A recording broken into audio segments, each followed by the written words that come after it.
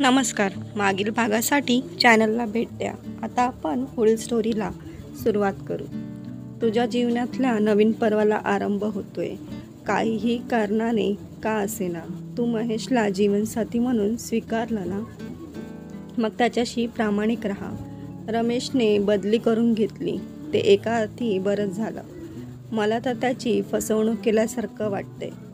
माहिती नाही मी महेशला साथ देऊ शकेन का. मानसी, तुला खंबीर झालंच पाहिजे. मनाच्या पाठीवरून भूतकाळ पुसून टाक. मला माहिती आहे सांगणं सोपं आहे, वागणं कठीण आहे. पण मनाचा निर्धार कर आणि पुढे हो. सतत मनावर बिंबवून तिला लग्नाला तयार केली.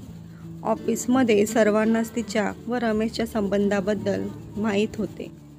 त्यामुळे या विवाहाबाबत तिच्यावरच टपका ठेवला गेला. आजकालच्या मुली बिनधास्त दुसऱ्याच्या भावनाशी खेळतात. पैसेवाला मिळाल्यावर कसलं प्रेम आणि कसलं काय. बरं झालं रमेशनं बदली करून घेतली, नाहीतर झुरून वाट लागली असती त्याची. वस्तुस्थिती फक्त सुरभीलाच माहिती होती.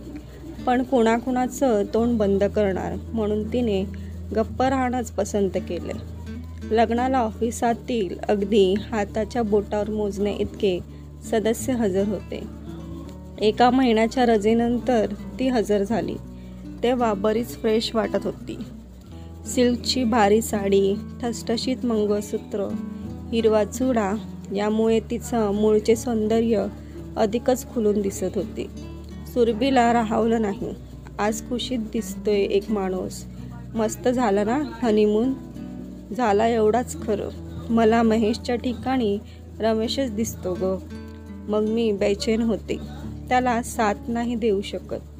अपेक्षाभंग होत असणार त्याचा. पण मी तरी काय करू. एक मात्र खरं, महेश खूप चांगला आहे. माझा मूड सांभाळून वागत होता. माझा शब्द पडू देत नव्हता. त्याला माझा भूतकाळ माहीत असेल का ग. सांगायला अवसरच मिळाला नाही. खरंच चांगला जोडीदार मिळालाय तुला. आता मन लावून संसार कर. माझ्या प्रेमाच्या थडग्यावर संसाराची इमारत कशी उभी करू. हतबल आहे मी. त्याच्या घरी जणू लक्ष्मी पाणी भरत होती. महेशसुद्धा हौशी होता. नेहमी मानसी भारी भारी साड्या नेसून येत होती. परफेक्ट मॅचिंग ही तर तिची खासियतच होती. लग्नाला 2 वर्ष झाली तरी काहीच प्रगती न झाल्यामुळे तिची सासू कुरकुर करू लागली. सुरभी हल्ली आई खूपच चिडचिड करतात. मला मूल न होण्याबद्दल टोचून बोलतात. सारखी व्रतवैकल्य आणि पूजा अर्चा करायला लावतात. महेशला सुद्धा सांगता येत नाही. माझं आयुष्य म्हणजे समस्या आणि दुःखाचा सागरच आहे.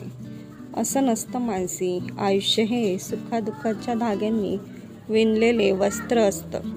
पण सुख पाहता जवा पडे, दुःख पर्वता एवढे, असं प्रत्येकालाच वाटतं. मला सांग, तुला मूल हवंय ना. आता लग्न केलंय तर मूल व्हायला हवं, निदान सासूबाईसाठी.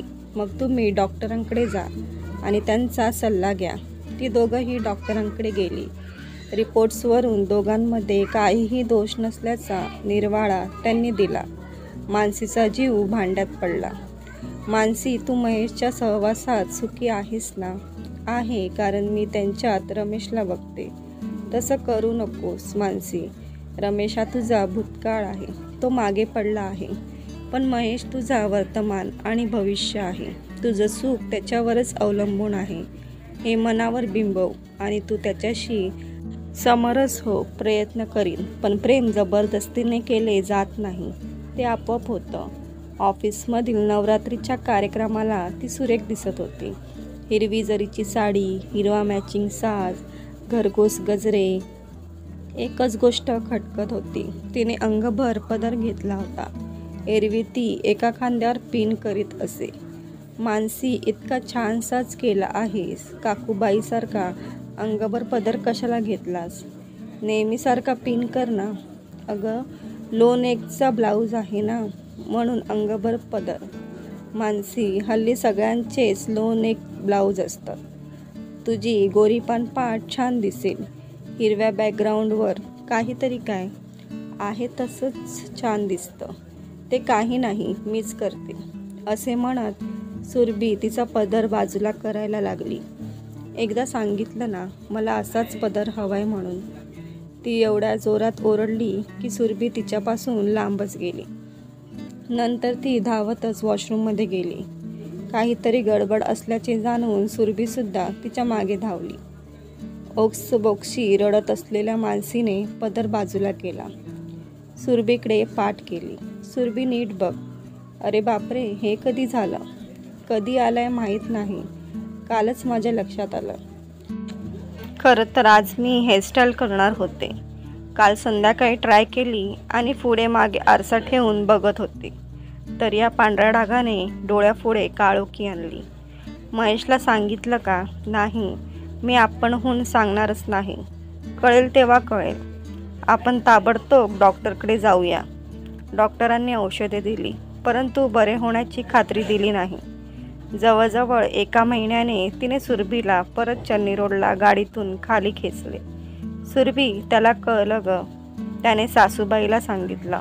दोघांनीही माझ्यावर आग पाकडली. औषधे घेतेस ते सांगितलं का? सांगितलं ग, पण त्यांना वाटतंय लग्नाआधीपासूनच हे डाग आहेत आणि आम्ही त्यांना फसवलंय.